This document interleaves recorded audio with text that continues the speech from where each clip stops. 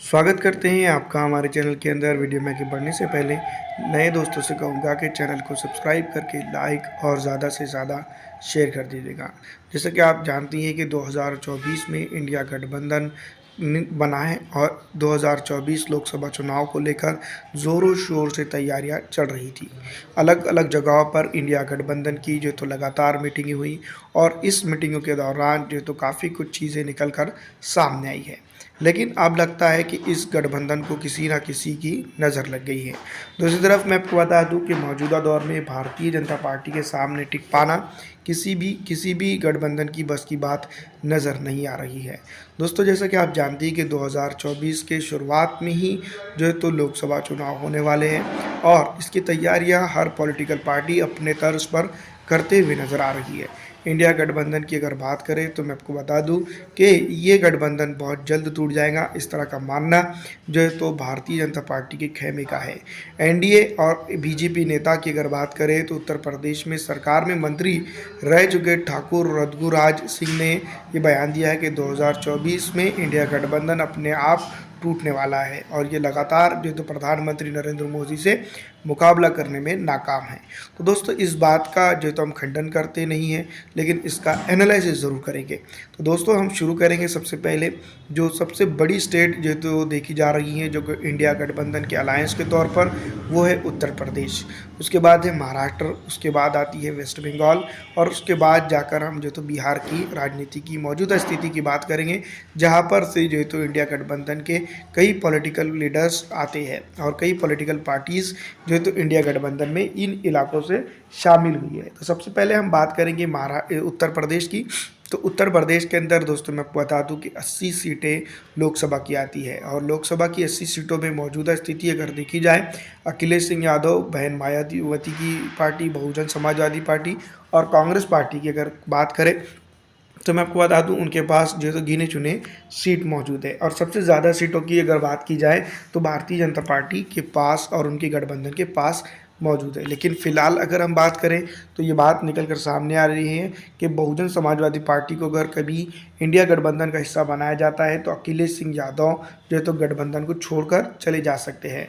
वैसे मैं आपको बता दूं कि सी वोटर सर्वे जो एबीपी की न्यूज़ की है उसमें अखिलेश सिंह यादव की जो है तो पकड़ ढीली बताई जा रही है और अगर कभी वो अपने दम पर चुनाव लड़ते हैं तो यहाँ पर काफ़ी कुछ वो कर सकते हैं। इंडिया गठबंधन के साथ आ जाने की वजह से उनको नुकसान हो सकता है। लेकिन वहीं अगर बात करें तो कांग्रेस पार्टी के नेता ये बात कहते हुए नजर आ रहे हैं कि अभी कौन कहाँ और कितने सीटों पर लड़ेगा इसके ऊपर जो तो बात की ही नहीं गई है। तो किस तरह से इसको लेकर जो तो चर्चा और भ्रम फैलाया जा रहा है। दूसरी स्टेट इसके अंदर आती है, हम इंडिया गठबंधन का हिस्सा हैं, हमें जो भी सीटें मिलेंगी उस पर हम अच्छे से चुनाव लड़ेंगे और जीतेंगे। अरविंद केजरीवाल का बयान है, जिनके बारे में अगर देखा जाए तो इनके पास जो तो दो स्टेट इनके हाथ में फ़िलहाल नज़र आती है, एक दिल्ली है और दूसरी तरफ पंजाब है।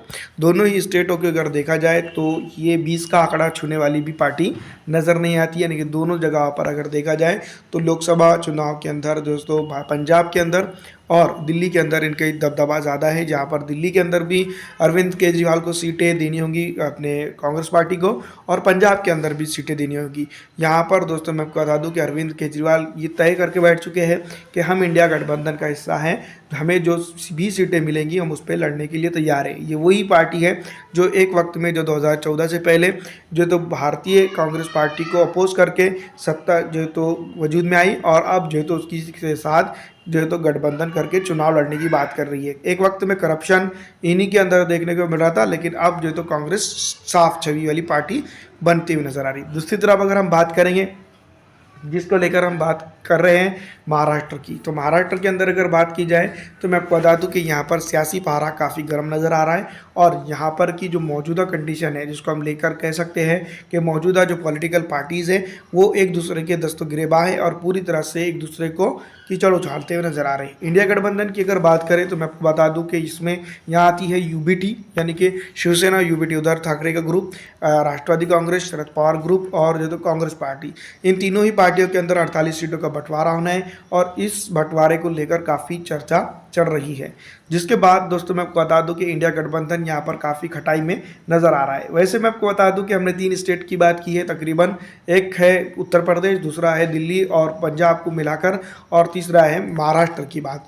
अब अगली स्टेट जिसके अंदर आती है वो है वेस्ट बंगाल की। तो वेस्ट बंगाल के अंदर जितनी भी सीटें हैं लोकसभा चुनाव की लेकर, तो यहाँ पर ममता बनर्जी ने अपने तर्ज पर एक ताल ठोक दी है कि वो आने वाले लोकसभा चुनाव अपने दम पर लड़ेंगी, और इसका नज़र जो है तो आने वाले दिनों के अंदर जो है तो लोकसभा चुनाव पर पड़ सकता है। जिस तरह से ममता बनर्जी ने जो बात और जो स्टेटमेंट दिया है वो काफ़ी जो चिकित है और चौंकाने वाला है। सीट शेयरिंग को लेकर उद्धव ठाकरे ग्रुप के नेता जो है तो मैं आपको बता दूं संजय राउत ने भी बहुत बार बातें कही हैं, लेकिन अब जो है तो मल्लिकार्जुन खड़गे का नाम आगे करने वाली ममता बनर्जी जो है तो इसके ऊपर आकर बोल रही हैं। इसका मतलब ये साफ है कि आने वाले दिनों के अंदर भारतीय जनता पार्टी को ये लोग काफ़ी सीधी तौर पर फ़ायदा पहुँचा सकते हैं। अगर इंडिया गठबंधन बनता है और इंडिया गठबंधन अपने तर्ज पर चुनाव लड़ता है तो वाकई में ये तो कामयाब हो सकता है। जिन सीटों की बात बार बार कही जा रही है, जिन बेल्ट की हिंदी स्पीकिंग स्टेट की जो बात बार बार कही जा रही है, उन जगहों पर अगर कभी इंडिया गठबंधन कामयाब होता है तो याद रखिएगा कि साउथ से तो पूरी तरह से पत्ता का भारतीय जनता पार्टी का साफ है, लेकिन यहाँ पर जो है तो एक दूसरे का सॉफ्ट कॉपरेशन और सॉफ्ट कॉर्नर रखते हुए काम करने की सख्त ज़रूरत है, लेकिन ये मौजूदा हालात में नज़र आता हुआ दिखाई नहीं दे रहा है। लोकसभा सीट शेयरिंग के मामले पर हमारी बात कांग्रेस अध्यक्ष मल्लिकार्जुन खड़गे से हो गई है। उन्होंने कमेटी का गठन कर दिया है और अब जो है तो सीट शेयरिंग के ऊपर बातें मतलब फैसला अंतरिम होगा। इस तरह की बात शिवसेना नेता उद्धव ठाकरे गट के संजय राउत का बयान आया है। तो ये चीज़ जो है तो भारतीय जनता पार्टी के नेता जो कह रहे हैं कि गठबंधन बहुत जल्दी 2024 के अंदर टूट जाएगा, उसका असर काफ़ी देखने को मिल रहा है। अभी से जिन बातों को भारतीय जनता पार्टी दोहरा रही है उसका असर जो है तो दिखता हुआ नज़र भी आ रहा है। दूसरी तरफ मैं आपको बता दूं कि अगली स्टेट जिसके इस ज़िम्मन में आती है वो आती है बिहार की।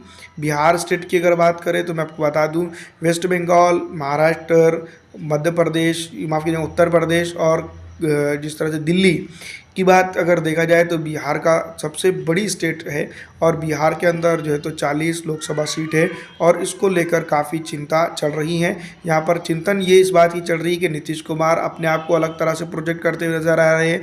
जनता दल यूनाइटेड कहती है कि उनका प्रधानमंत्री उम्मीदवार जो है तो नीतीश कुमार है, लेकिन नीतीश कुमार की अगर बात करें तो 40 सीटों पर ही वो संतुष्ट नज़र नहीं आ रहे। और दूसरी तरफ मैं आपको बता दूँ कि वो यहाँ पर लगातार अपने आप को अलग तरह से प्रोजेक्ट करते हुए नज़र आ रहे हैं। अगर यही हालात रहते हैं तो आगे चलकर जो है तो इंडिया गठबंधन की जो छवि है वाकई में जो बड़ी तरह से धुर्मिल होते हुए नज़र आ रही है वो कमज़ोर तर होते जाएंगी और यहाँ पर जो है तो इंडिया गठबंधन को नुकसान हो सकता है। जो बात मैं आपको बता दूँ कि भारतीय जनता पार्टी के नेतागण लगातार कहते हुए नज़र आ रहे हैं कि भारतीय जनता पार्टी देखना कि भारतीय जनता पार्टी ही 2024 के अंदर लोकसभा चुनाव जीतेंगी और इंडिया गठबंधन 2024 के अंदर खुद ब खुद टूट जाएगा। इसको तोड़ने की गरज नहीं है। सीट शेयरिंग के मामले को लेकर जो है तो काफ़ी पार्टियों के अंदर घमासान चल रही है और उसके बाद ये टूटता हुआ नजर आएगा। आपको क्या लगता है, मैं कमेंट करके ज़रूर बताइएगा।